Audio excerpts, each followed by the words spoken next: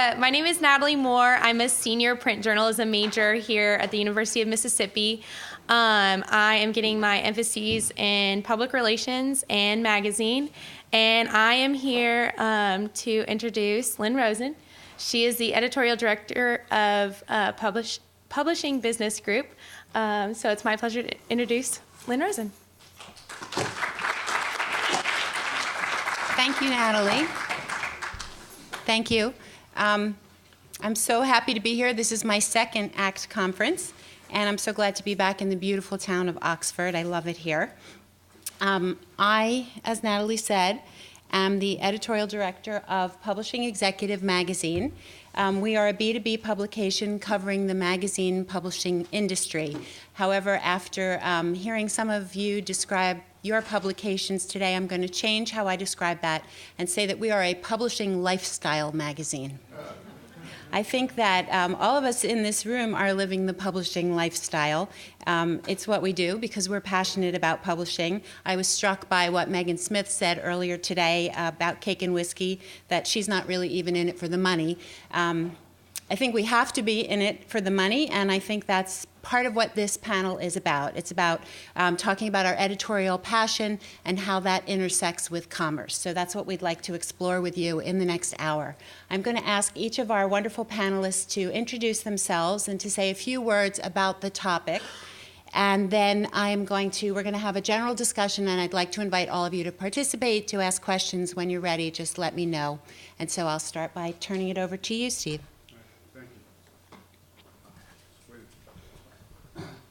My name is Steve Slon. I'm the editorial director and, as of about a year ago, was also named associate publisher of the Saturday Evening Post.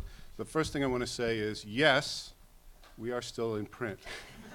And not only that, we've been continuously in print since about 1721, Joan?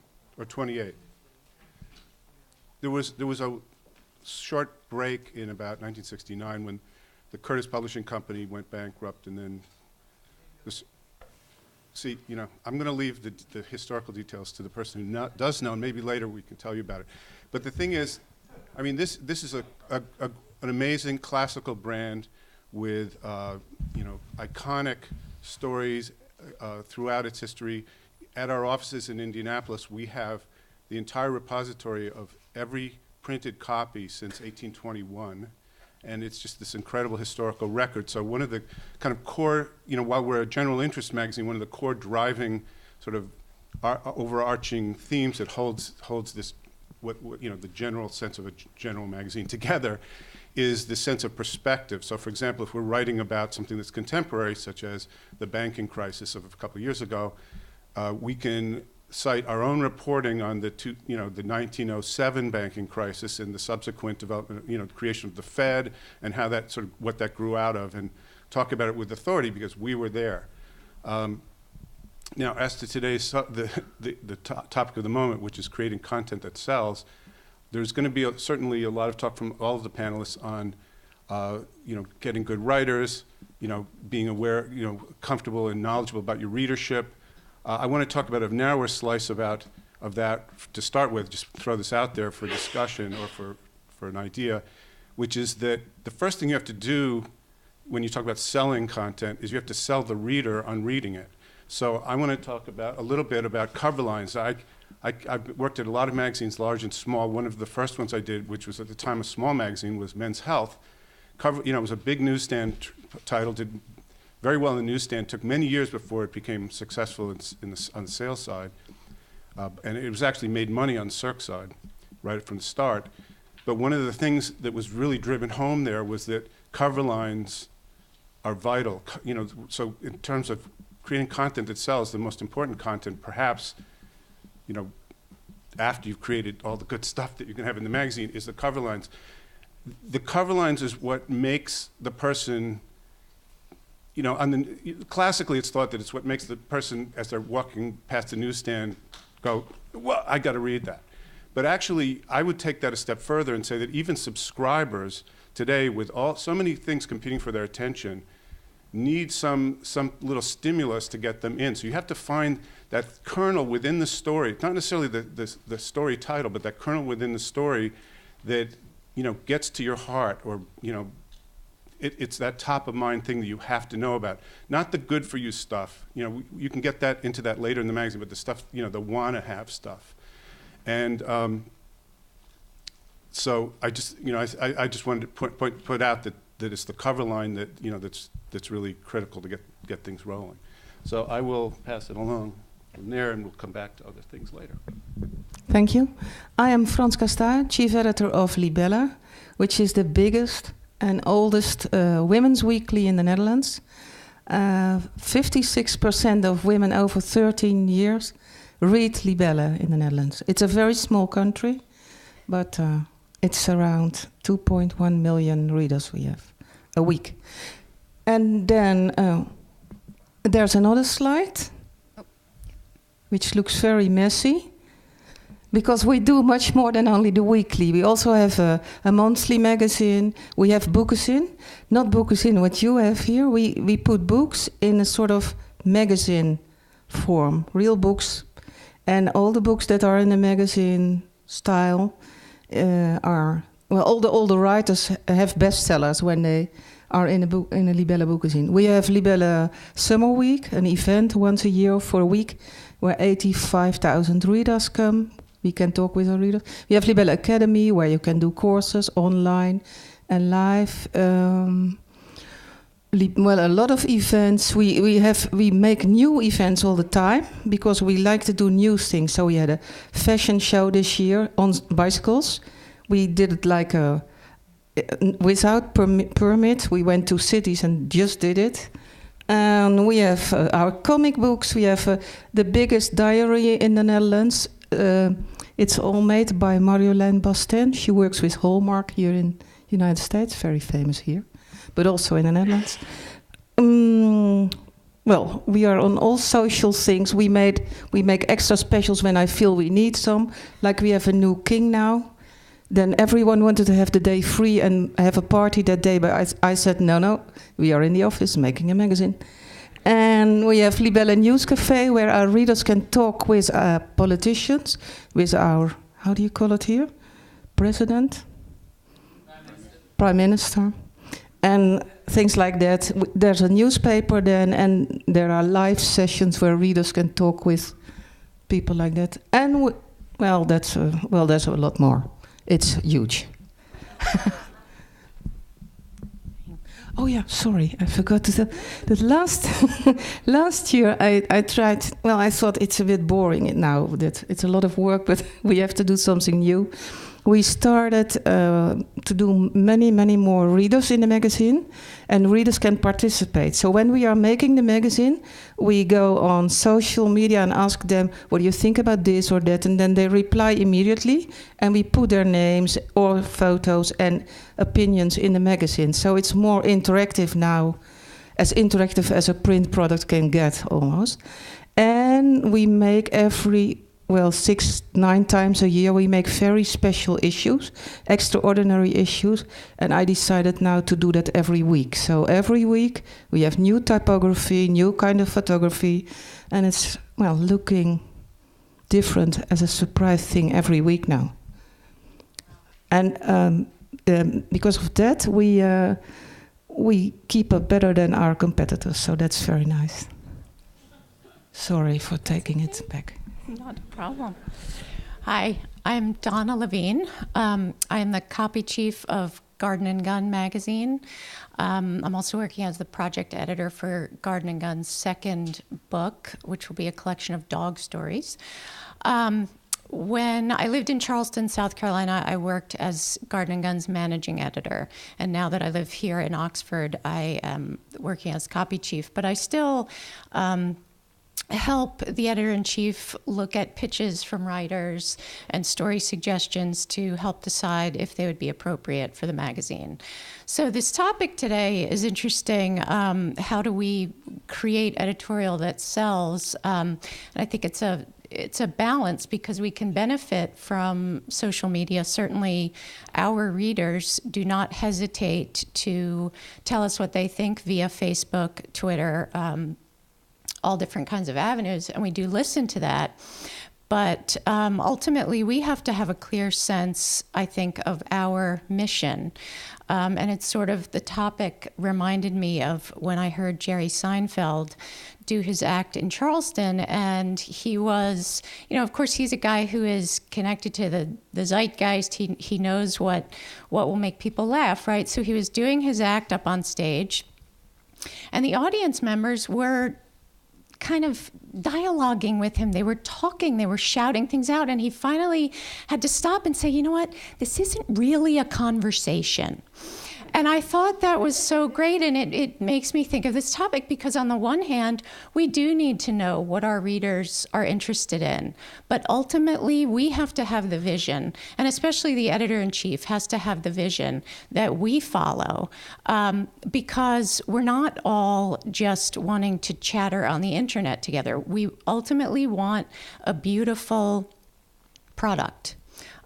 So that's my starting point for this discussion. Do you have this? Okay. Hi, I'm Vanessa Gregory. I'm an assistant professor of journalism here at the University of Mississippi with Dr. Husney, and I am also a freelance journalist. I am a writer. I have written for a number of national publications and a wide variety, everything from Food and Wine and Men's Journal and Wired to Harper's Magazine. I write most frequently for Garden and Gun, so Donna reads everything I write. And for me, I'm of course I'm one step removed. I'm not inside with the editors, but I am selling every story I write twice, essentially. I need to sell it to the magazine if I pitch it, and it therefore also needs to really resonate with readers. One thing that I am interested in is quality. I'm a storyteller. I don't think about myself as creating content or creating editorial. I think about telling stories. And with that in mind, the match, if I were to pitch a magazine like Wired or pitch a magazine like Garden and Gun, has to go far beyond this base level of content or a base level of understanding that, for instance, Wired is a magazine about tech. Well, sure. But it's also a magazine with a really pronounced point of view, a really pronounced voice, and a really pronounced attitude. And that's something you have to capture, and you have to understand what you want people to feel when they read your stories. So I am always thinking about that. And I think that when you are thinking about creating editorial that sells, it pays to look very carefully at this point of view that various magazines have established and the voices that they're being told in. They are radically different. If you look at food magazines, for instance, Food and Wine, the late great Gourmet, Bon Appetit, they have different attitudes, they have different mindsets, they're speaking to different people. So as a writer, I have to be fairly adept at being attuned to exactly what each one are doing and hitting the points and not just the content matter that's going to resonate with readers. Thanks. Hello, I'm Mikki Harris, and I'm an assistant professor here at the University of Mississippi. I'm also an independent journalist. I do multimedia storytelling, primarily for newspapers, and I also am an advisor, a visual advisor for the magazines that are created here for the University of Mississippi. When I first started my first career out of undergrad, I actually was a technology consultant for a company named Accenture. And my role there was to design handheld applications for what was back then the Apple Newton, which I don't know if anyone has heard of, transitioning into a PC format. And so I love technology, but the job just wasn't for me. And so I decided to go to graduate school and become a journalist. And everyone said, "What, are you crazy? That has nothing to do with technology." But when I entered journalism, digital photography was starting out at newspapers. And when I became a photojournalist, I was able to create stories with a digital camera and audio recorder and start creating multimedia stories for web, but also every day was focused on print because it wasn't just one or the other, it was both. So becoming a journalist has been wonderful, and what a lot of students get excited about is that journalists get that front row ticket, that front row seat to history, to major events, whether it's politics or sports or entertainment. and that typically is what sells. For me, my love, though, is the work that typically does not sell. And so I really like to engage people and communities that are unheard of, that people have no idea about, and try to figure out, how do I make this story something that can connect with a reader? And for me, it relies truly on what's the true story, what will take a reader beyond their immediate existence, and what may help change perception. So that's where I am, and love everything that I do. So thank you. Thank you. Well, when we were talking together before this panel about the concept of creating editorial that sells, Franska said, we all want to sell. And I guess the question I'd like to throw out is sell what? Sort of what is the sales aspect of the editorial job? And do we even accept the premise that we should be creating editorial that sells? Are you looking at sales potential when you're making an editorial decision? So I'll throw that out. Do you want to, Steve, you want to maybe jump in first? Well, I would say that the selling part of the article is the display copy and the cover line. And sometimes you create an article that you know. I mean, we were talking about it earlier. Sometimes there are stories that you know the readers will really love once they get into them and they get sort of caught in the magazine. But then you know that there are articles that they wouldn't read if they weren't already brought in. So you have to bring them in, and you have to find that cover line that the display copy, the captioning, all the magazining of the piece is what makes, I think, what makes it sell. Now, let's say we stipulate that the article is fantastic, now, but let's not. Let's go back a step and say, okay, so what makes the article work? And I like what you said before about that having a voice that's particularly relevant to your group of readers. So to take the example of a Men's Health, everyone said back then that men would never read service copy because men don't read that. They historically did not. But the twist that we gave it was that it was with a self-mocking sense of humor. So it was always like, this is really stupid, but you should do X, or and it connected. I mean, you couldn't, this raises another point, which is that I don't think you can focus group that to find that. That had to be an inspiration on the part of our editor-in-chief, Mike Lefebvre, who really made that magazine what it was. And it just made sense once you were doing it, but you can't ask the question. It's sort of the Steve Jobs, thing, which is, yes, you need to know who your reader is, okay, but you can't go to the reader and say, what do you want to read? Well, they might give you some general ideas. They might say health, for example, but they won't be able to give you that twist, that the thing that makes the magazine unique and gives it a personality. True. I'm just handing it. We, at Libelle, I get the plans, the ideas for the planning for 26 issues, so for half a year. On forehand, my editorial managers make it. And I always make, because we think of the copy lines of the cover on forehand. So I make a little sketch of the cover, of all these 26 covers, and I already know the copy lines that are going to be in 4 months or 5 months. I sketch it on a little post-it, and it's really organized, because as a weekly, we have to work and work and work. So I know what are the eye catchers. They get 3 stars on the planning list. The second big things are getting 2 stars and the other 1 star. And while producing the magazine, no one is allowed to change that, because that is what is going to sell, according to me. Yeah, someone has to do the decisions. Well, and I think part of the goal of what we're trying to create to sell is what a lot of people have talked about here today, that, and Vanessa sort of touched on it, that we're creating a world that people want to go into for a couple of hours at least. And for Garden and Gun, it's the starting point of the culture of the South of today.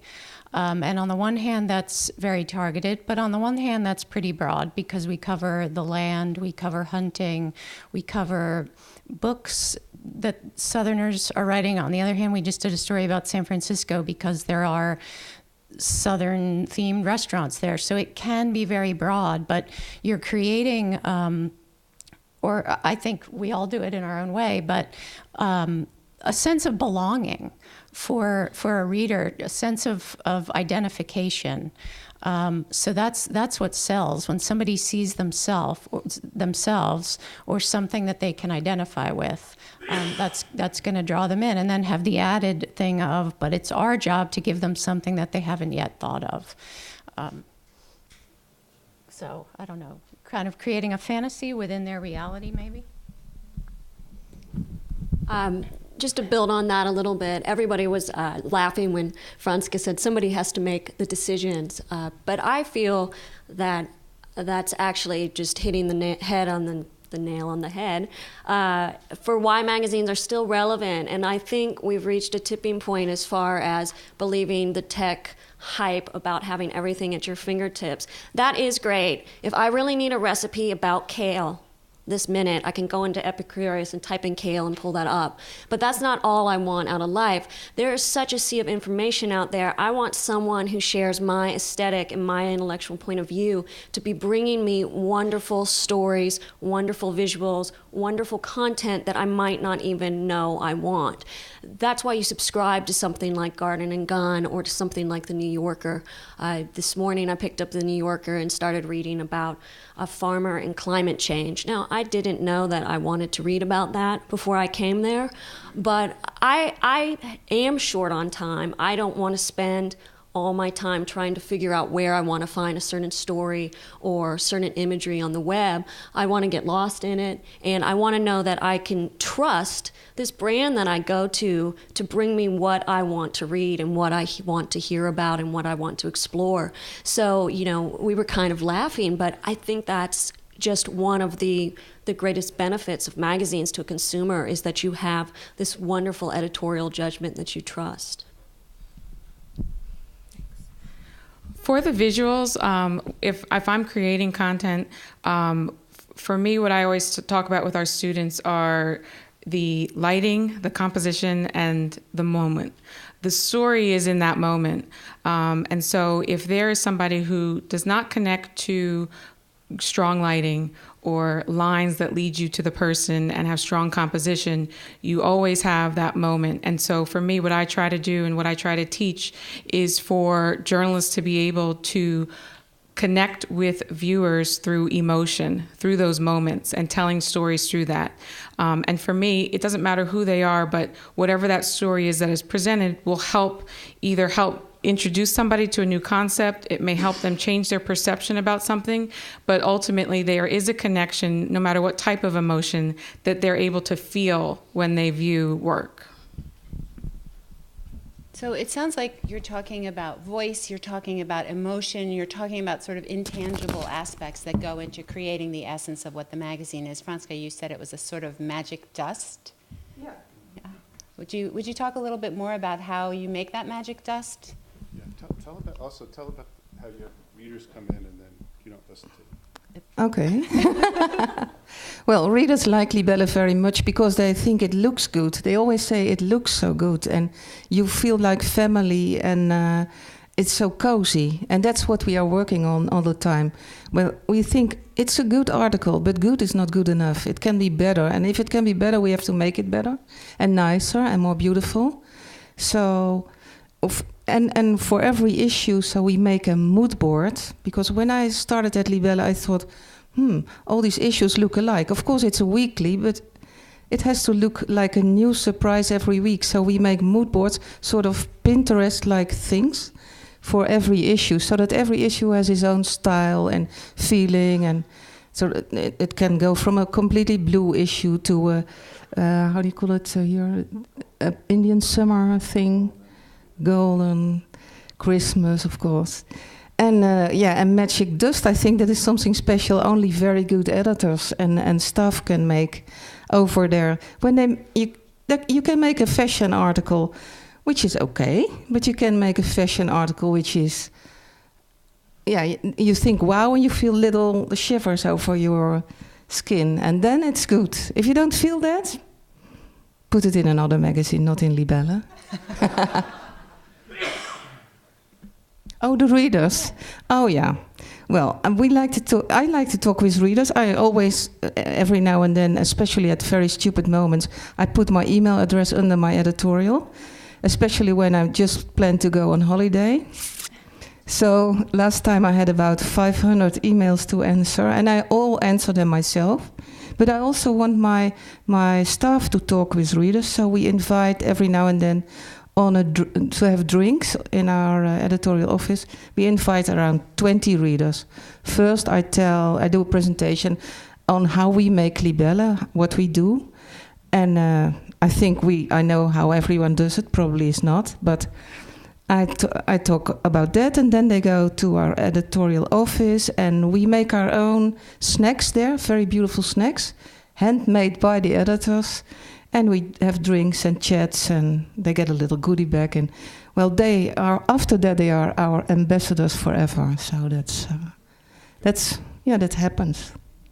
But I just want to add that I asked her afterward. I said, "But how do you know those 20 people represent your readership at large?" And and then you'd be overly influenced. She said, "Oh no, I never do what they ask me to. I never follow their advice." I think that's minor great. detail. So can I? One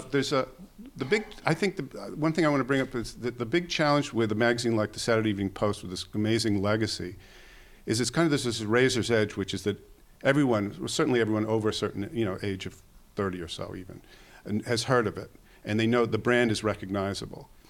But first of all, many people think that it's out of print because it's got a nice, healthy 350,000 circ, but outside of that circ, it's not that well known. It was not well publicized for many years. So there's that challenge. And then there's the challenge that people who do hear of it from the outside assume that it's a nostalgia publication. And here's the thing. People think very fondly of Norman Rockwell and the great writing that was in the Post and all that sort of thing. So how do we make a magazine that feels contemporary and yet has a little bit of that nostalgia in it to give those people a little hit of what that part of it, and show that it's still current? So we try to balance, talking about editorial itself, we try to balance very contemporary trends, information, news, and analysis type pieces, and we have a section in the back of the magazine that is comprised entirely of reminiscence of the great magazine there was. There's a Norman Rockwell portrait and a little write-up. Then also we do our SIPs. In the SIPs, we're entirely nostalgia. This is a Christmas special. We did one last year that was terrific, so we did another one. We've got all this material. We have the copyright to all the art because we own all rights. We put all rights to the art going through the years. So this is just all filled with these beautiful images for the holidays. And then, I don't have it. When we did a cartoon book, just as an experiment to see, we have all these cartoons, put them together in a book, and that's out there. It's doing very well. And then another one that we did, because of the anniversary of Kennedy assassination, we just put this out.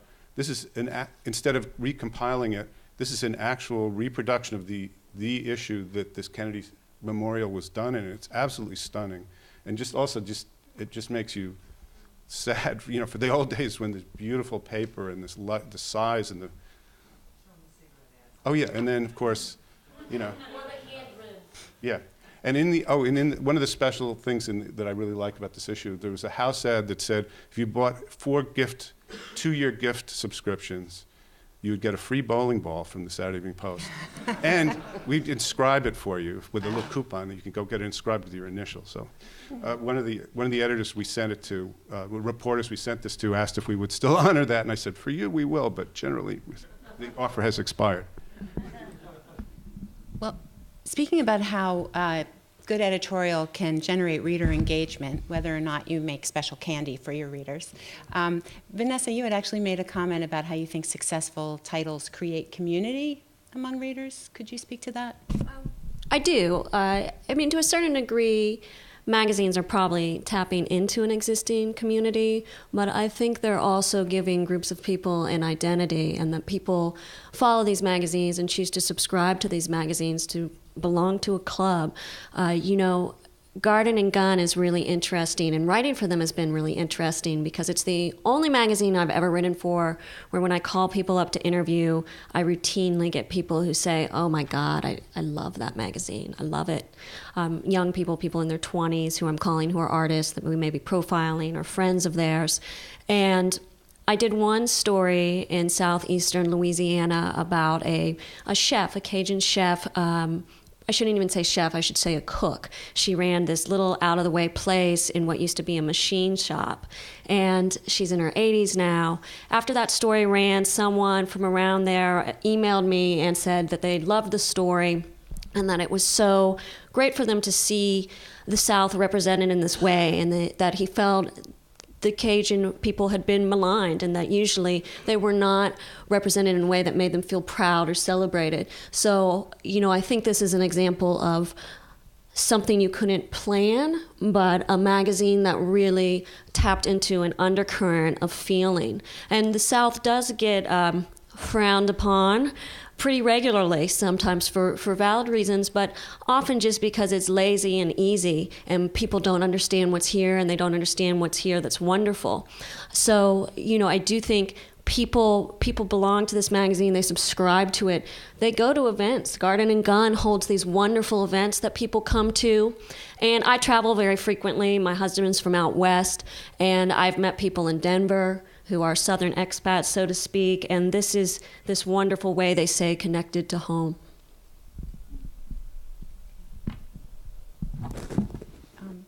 Donna, you talked, getting back to the question of editorial voice, and you had talked about sort of your role. Could you talk about your role, your place in the magazine, and how it connects with all the other different people working to support the editorial voice and the mission? Sure. Well, first of all, as copy chief, I do a lot of the very detailed work. So that's once the piece is accepted. So that's, a tiny example would be if somebody had in their piece that they had written mentioning DC as being in the North, it's my job to sort of keep, this is on a micro level, but Garden and Gun considers DC part of the South. So in all things, in all ways, we have to have a consistent voice. So even on that wording level, we don't want to be inconsistent with our own mission. So that's an important part of my role as copy chief. But even before that, since I had been managing editor, I still get a lot of pitches from writers, and you could tell in an instant whether this person gets the magazine. So, especially to students who are thinking, how will I one day perhaps write for a magazine? First and foremost, read the magazine a million times. Read, if you think you love a magazine, don't write to it. Read it for a year or so and really get inside of it and understand its soul. Because that is the primary thing that will make me just forget about that email from the possible writer who is pitching me, I don't know, a wrestling story because it happened to go on in Georgia. That's not our magazine. Yes, it may have occurred in the South, but that's not the only criterion for getting into the magazine. So that, and also as a teacher of an editing class this semester, I would say, of course, it has to be well written, right? The pitch has to be beautiful. It has to be compelling, just the way we think our finished pieces should be compelling and beautiful. But really, the mission. I have a friend who is the executive editor of Family Circle, and she was talking to the students, and she said the same thing. She said, if you don't get who we are, you won't write for us. And that's, so from the sort of the, not the editor-in-chief, I'm not the person who's setting the mission, but I better understand it because I am the person who will tell writers and even potential subjects. I hear from fans of the magazine who say, you need to go and meet this person in Kentucky because there's a great story there. And it's my job to think, would that be a great story? And sometimes, I'm sure Vanessa goes on lots of trips, and Mikki too. You have to go and see it first before you know whether it's a fit. So it's a long, detailed, meticulous process, but we can never lose sight because the whole thing, again, I think it goes back to even my role. I do a lot of fact checking, so all of this leads back to credibility, and I think that word right there, if you are credible as the voice of your magazine, you will sell your product. But that is from the top to the very smallest of details. And there is no detail that is too small. And I drive people crazy. I drive people like Vanessa crazy because she will write, she is meticulous herself, but a writer might write, my dog Sam and I went for a walk, and I will call or email the writer, is this your only dog? Because I need to know if I have to put commas around Sam, right? But that's the tone. That's what we're talking about. And when you have that credibility, you have a good product. So, I don't know if that answers your question. Yes. A quick little comment. I was the editor of AARP magazine. When you talked about the wrestling thing, we got queries regularly. You wouldn't believe how often from people saying, I know this guy who's 70 years old and he walked across the entire state, or he walked across the whole country or something. I said, I was very nice to them, but I wanted to say, do you know how many 7-year-olds are walking across the country? Probably like hundreds of them. Why this one? You have to have something, that either brilliant writing that gets inside it, or, the whole magic of it, not just the fact that somebody did something in the general demographic or region, so that's. Well, Steve, while you have the microphone, and this question of editorial voice, you've talked about this sort of, from your perspective, a combination of creativity and inspiration that sort of leads you forward in the work that you do? I don't recall that. No, I do recall that. In terms of what you've said about the reader. Inspiration. No inspiration? No. Never. No, I'm kidding. No. Maybe the reader not necessarily knowing to say what they want. Oh, yeah. Well, I think I was referring to this a little bit earlier, but the reader doesn't know. I think we were talking about, in regard to what I said earlier, but the Steve Jobs kind of example. When he was making the iPhone and developing the packaging that was so incredibly brilliant, and he stopped even working on the technology, and if you read the book, he would spend hours or days working, and the packaging had to be just right. And when you got an iPhone, you open it up, and it was like, wow, So you couldn't, the reader, I think we talked about this a little before, but the reader doesn't know that they want a story with certain kind of pictures and beauty and a quality of writing and a subject matter that just makes them cry or makes them think or whatever. They don't know what that combination is. So it is the editor's job to kind of, there isn't really a magic formula, I guess is the answer. So, right. You just can't put it in writing. If there is any formula, I do have a little bit of a formula, and that with the Post, and this is the hard thing. It's a lot of the magazines that have been talking today have been very focused. So if it's about gluten-free living, that's like very very narrow cast subject. And many magazines today are like that. There's not just skiing magazine, but it's backcountry powder skiing, and then it's only aficionados of that subject. So we're general interest. So what does general interest mean? General interest could be anything, but that's a trap. That's a problem. You can't be that broad. So we have buckets of categories that we do cover, such as we cover a little bit of service, money, travel, health, and we cover trends and politics and a little dash of celebrities to draw your attention on the cover. And so there's a little bit of several different categories, and we make sure that they're all filled.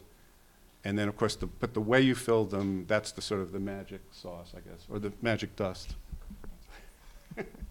Yeah, and I think when you, as a writer, you write an article for the magazine, you should be, for me, it's like they should be so close to their personal feelings. Because I think when someone thinks, yeah, this is too close to me, but she should write like that, because at the other end of the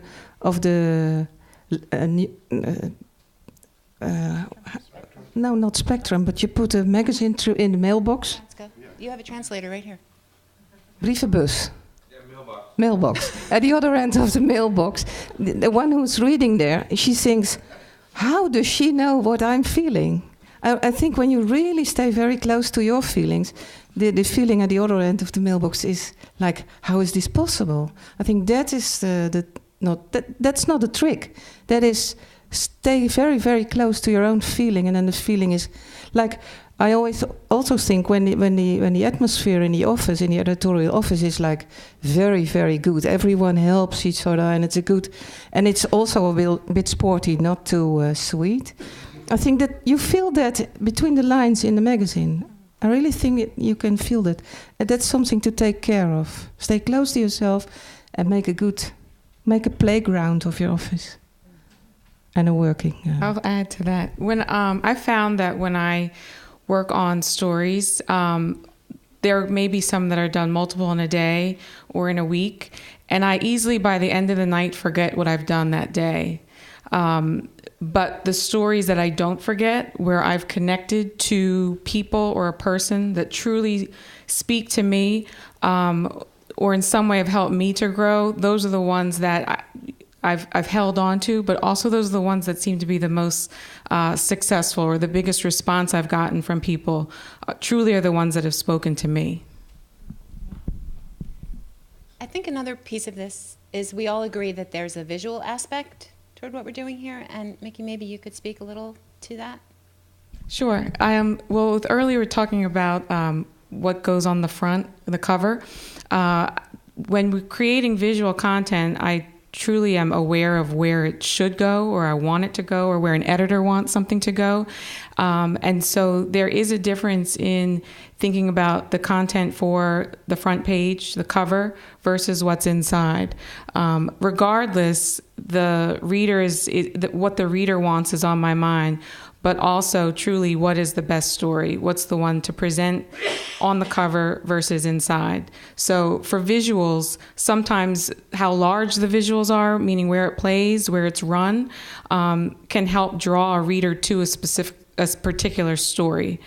So I know that you all were talking earlier about when you want somebody to read or see the importance of a story, that also then is complemented by a larger visual, one that has bigger impact. Any other comments on that? I also want to encourage all of you, if you have questions, please let me know. Yes, Carol? Where does native advertising, separation of church and state? I don't know whether you've ever heard that or not. I know there's a lot of talk now about the independence or lack of independence of the editorial staff from the business side of the business. And I'd love to hear what you guys have to say about that. Thank you. Well, I think I always talk of every now and then talk of myself like chairman of the Union of Readers. And I think that when you always have to keep in mind, does the reader like this or not? Does she want this or not? And we make in our office, we also make advertisement. I have 2 women making editorials, we call it. It's working together with advertisers. And she used to be chief of our contact info center. She knows all the readers. She was talking with our readers for over 10 years. So she knows exactly what our readers like or not.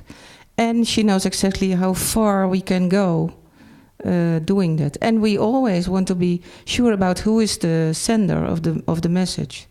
We want to really tell our reader this or that advertiser is sending this message together with us. If you're clear about that, never lie, just say what you're doing, then you can do a lot, I think, and earn money. I agree. I think that it's well known that the web has broken down the barriers, that it's much more of a gray area. There are micro sites within editorial sites that suddenly you're in a Volvo ad, and I do think though for magazines there needs to be a clear separation. We never create content to sell an ad, and we work with Jim on that, and Jim also has very high standards about that. And it's because you have to create trust, and if you lose trust, you lose readers. Now, that said, if I have a planned piece on Hollywood, and an advertiser tells us they have an Disneyland, and a proposed advertiser says they have an association with Disneyland, do we have any upcoming editorial around that? I don't see a problem. We're running it anyway. It's not even about their product, but it's an associated company. This question actually came up recently. I don't see a problem with letting that run close to the story that's going to run, or letting them even know that that's in the works. I don't mind giving them a heads up on themes that we're going to be doing, and they want to be part of it. That's fine. They're still not. It's long, where you cross the line is if they're calling you and saying, "I want you to say this, that, and the other thing about this, that, and the other product." That's way over the line. Right. I mean, I know from everything I see, certainly our editor-in-chief makes story decisions based on stories he wants in the magazine, period. Having said that, I was the copy chief at Vogue for 5 years, and I have a clear memory of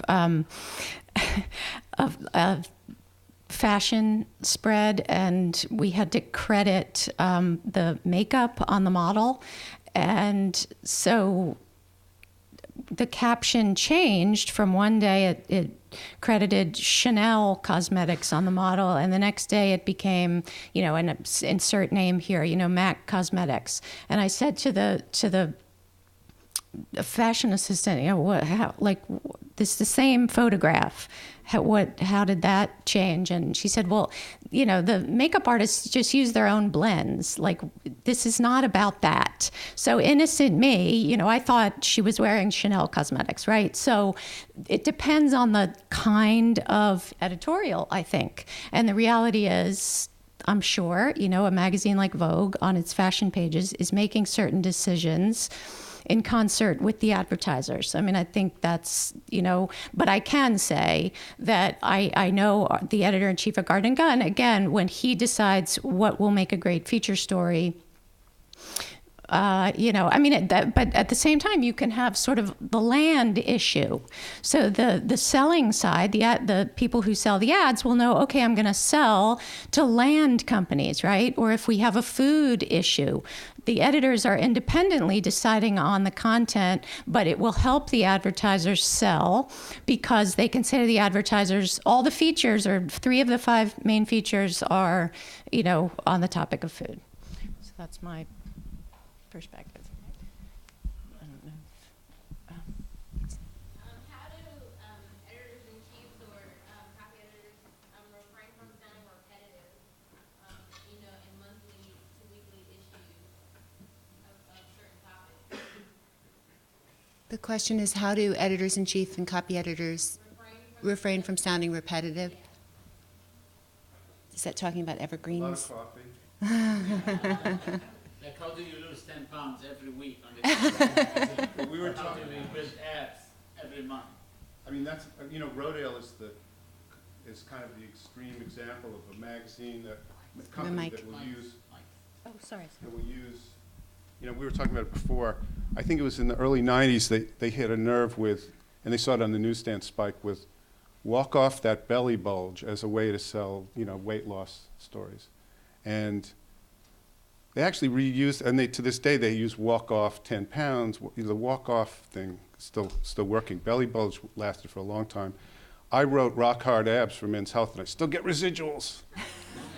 They use it. No, I'm kidding. Of course, I don't get anything. But you'll see they'll still use that ad. I mean that cover line. And it's just you just have to rack your brain when you're in a magazine that does diet or workouts or fitness or health. It is the same basic information, and you just have to I can't even. You just go crazy till you come up with something different. You just get creative. Well, because the reason why I asked that question, I like to read, Cosmo magazine or any other women's magazine, but sometimes I may not buy an issue because it seems like the topic's the same from last month. So. Yeah. Well, I do think people burn out on it. I think at Men's Health, people lasted about a year and a half or so. I mean, some people kept on longer, but you've kind of cycled through the basic information.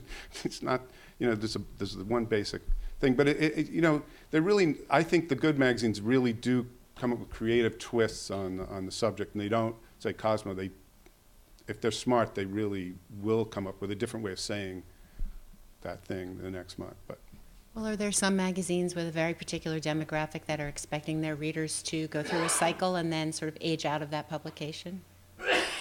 Maybe? If I'm creating content that seems to just always be the same story, and what I've been told by many editors when pitching a story is, I've seen it all, what else, what else?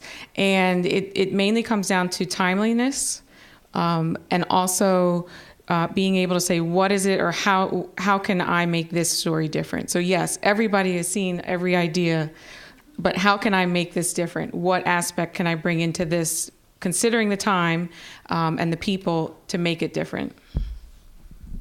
if it's health, is there a new study? Give me something. Can you talk a little bit about, whoever would like to, creating editorial that sells from the point of view of technology and our use of technology? And Mikki, you talked in the beginning about when you made that jump in your career, someone said, what does technology have to do with magazines? Sure. For me, when I look at the role of technology with online, that's where you can present information that is specific to a person or specific to a group. So in today's world, with having news fed through social media and through online channels, it really is a user experience that's specific to me. So when I'm reading a magazine, I will pick up the magazine and read it from cover to cover like it's a book. But when I go online, I want to make sure that I have a digital version of something that allows me to have a very individual experience that's catered towards me. So when it comes to creating the stories, what I try to do is go beyond the assignment. So if there's an assignment for a print product, I will make sure I have the visuals for that story, but then I'm able to dive deep and create my own story that can be presented online that complements the print product. So I look at technology as having a great purpose, but for me it's when you want to try to narrow down the story, present it to a specific audience, but also have it complement a written piece. I would just add that I also think online is an opportunity to do more of this community building, and that obviously you have Facebook and Instagram feeds and Twitter where people interact with editors but also with other readers, even down to the simplest idea of just people sharing articles. I often have people write and say, oh, I really like this. Why isn't it online? I want to send it to my friends who aren't subscribers. So, those are really easy ways to integrate technology into what you do with the magazine without necessarily just putting the magazine on the web. You have this forum to either provide new content or to have people sharing or discussing the content and even interacting with each other. Thank you. I think we're out of time. Well, thank you all very much. Thank you.